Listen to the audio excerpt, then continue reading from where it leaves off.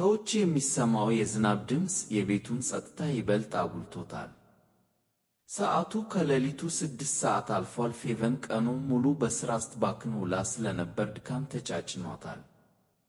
የክፍሏን መብራት አጥፍታ ወደ አልጋዋ ስትገባ ብርድ ልብሱ የሚሰጠው ሙቀት እፎይታን ሰጣት።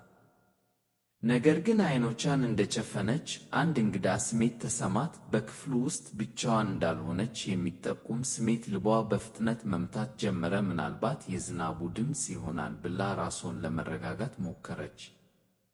በድንገት ከአልጋው ስር ኮሽ የሚል ድምፅ ተሰማ። ፌቨን ትንፋሿን ዋጠች። አይጥ ትሆን ወይስ ድመት?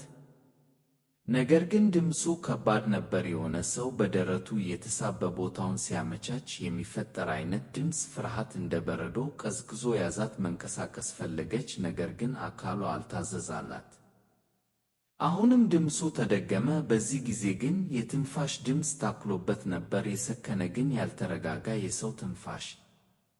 ፌቨን በጭንቅላቷ ውስጥ ብዙ ሐሳቦች ተመላለሱ። ሌባ ቢሆንስ? ሊገድለኝ የመጣ ነፍሰ ገዳይ ቢሆንስ? በስተቀኝ በኩል ባለው ኮሞዲኖ ላይ የተቀመጠውን ስልኳን ለማንሳት እጇን ቀስ ብላ ሰደደች። ጣቶቿ የስልኩን ቀዝቃዛ አካል ሲነኩ ትንሽ ተጽናናች።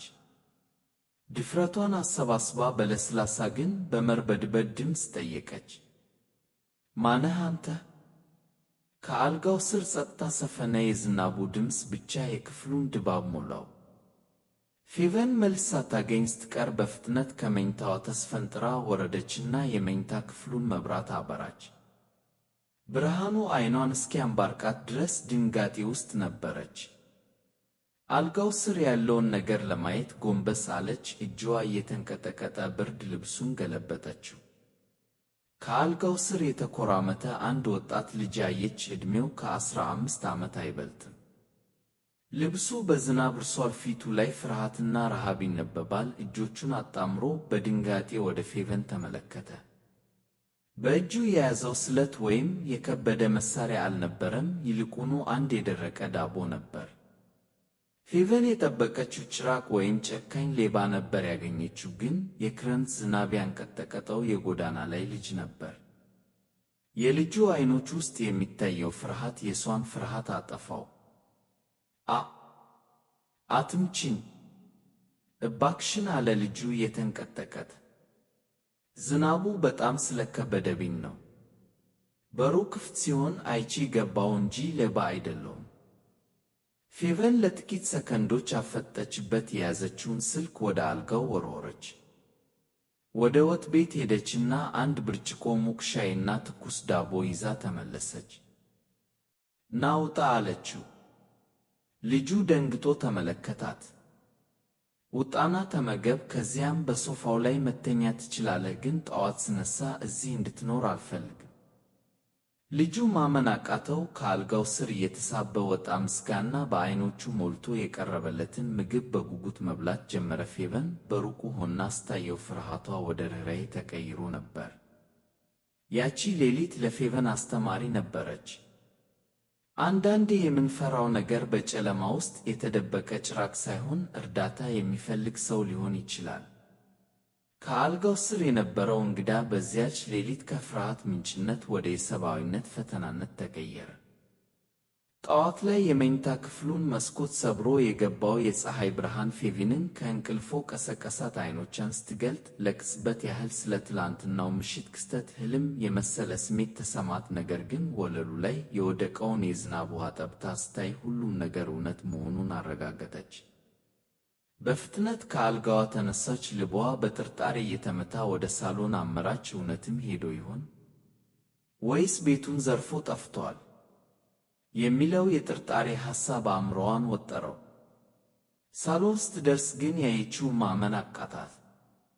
ሶፋው ባዶ ነው። የሰጠችው ብርድ ልብስ ግን በጥንቃቄ ታጥፎ በሶፋው ጠርዝ ላይ ተቀምጧል። የሻይ ብርጭቆውና የዳቦ ሳህን ታጥበው በጠረጴዛው ላይ በንጽህና ተቀምጠዋል። ቤቱ ውስጥ ምንም የጠፋ ነገር አልነበረም። የውጭው በር ግን በትንሹ ተከፍቶ ይታያል። ወደ ጠረጴዛው ስትጠጋ ከሳህኑ ስር የተደረገ አንዲት ቁራጭ ወረቀት አየች። የወረቀቱ ጠርዝ የተቀደደና ያረጀ ነበር። በላዩ ላይ በእርሳስ የተንጋደደ ጽሑፍ ሰፍሯል። እግዜር ይስጥልኝ እንደ እናቴ አራራችልኝ ይላል። ፌቨን ወረቀቱን ይዛ ሶፋው ላይ ተቀመጠች። እምባዋ ከዓይኖቿ ግድቡን ጥሶ ፈሰሰ። ስሙን እንኳን አለመጠየቋ፣ የት እንደሚሄድ አለማወቋ ከበዳል። ሌሊት ላይ የነበረው ፍርሃቷ አሁን በከባድ ጸጸት ተተካ። ያ ልጅ ከአልጋው ስር ተደብቆ የነበረው እሷን ለመጉዳት ሳይሆን ከውጭ ካለው ጨካኝ ቅዝቃዜና ዓለም ለመሸሽ እንደነበር ይበልጥ ገባል።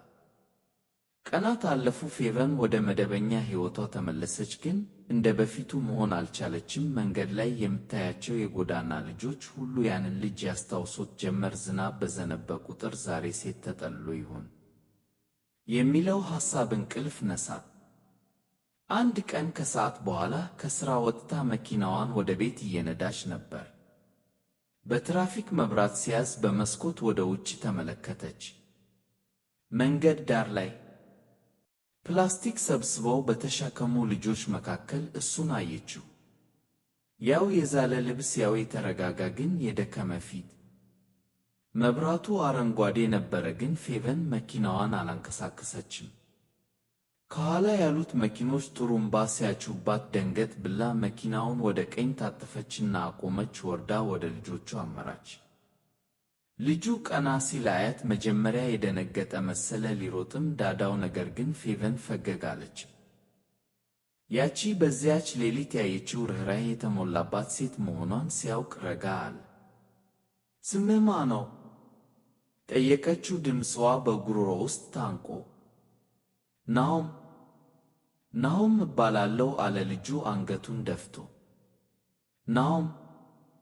ፌቨን ስሙን ደገመችው። በዚያች ሌሊት ሳልጠይቅህ ቀርቼ ነበር፣ ሻይ ልጋብዝህ እችላለሁ አለችው። ናሆም ጓደኞቹን ከዚያም ፌቨንን ተመለከተ። በዐይኖቹ ውስጥ ተስፋ ብልጭ አለ። እሺ አለ በሹክሹክታ። ከዚያን ቀን ጀምሮ ከአልጋው ስር የነበረው እንግዳ የፌቨን የሕይወት አካል ሆነ። እሷ ለእሱ የትምህርትና የመጠለያ ዕድል ስትሆነው፣ እሱ ደግሞ ለእሷ የሕይወትን ትርጉምና የሰውን ልጅ ክቡርነት አስተማራት። አንዳንድ ጊዜ ሕይወታችንን የሚቀይሩት ሰዎች በክብር መዝገብ ተጽፈው ሳይሆን ባልጠበቅነው ቦታና ሰዓት በፍርሃትና በጥርጣሬ መጋረጃ ተሸፍነው ይመጡ ይሆናል።